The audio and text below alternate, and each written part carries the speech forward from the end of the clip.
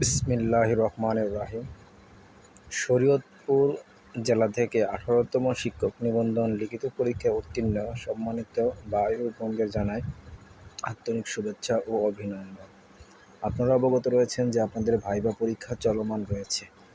এখন আপনাদের শরীয়তপুর জেলাতে পঞ্চম গণবিজ্ঞপ্তির পর কী পরিমাণ পদ ফাঁকা রয়েছে তার একটি সম্ভাব্য তালিকা আপনাদের মাঝে তুলে ধরলাম। এতে করে আপনাদের বুঝতে সুবিধা হবে যে পঞ্চম গণবিজ্ঞপ্তির পর আপনাদের শরীয়তপুর জেলাতে কার কোন বিষয়ে কী পরিমাণ পদ এখন অবধি ফাঁকা রয়েছে।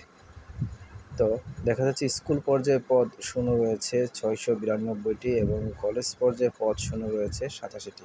তো কিন্তু উক্ত পদের সংখ্যা কিন্তু আরও বৃদ্ধি পাবে, কারণ অনেকে সুপারিশ পাওয়ার পরেও বিদ্যালয়ে বা কলেজে যোগদান করেনি। এছাড়া আপনারা আরও অবগত রয়েছেন যে এনটিআরসি নতুন করে আবার শূন্যপদের চাহিদা নিচ্ছে, যার ফলে শূন্যপদের সংখ্যা আরও বৃদ্ধি পাবে। তো আপনারা ভাইবার প্রতি মনোযোগ দিন, সবাই সুন্দরভাবে ভাইবা দেওয়ার চেষ্টা করুন। আপনাদের সবার জন্য শুভকামনা রইল।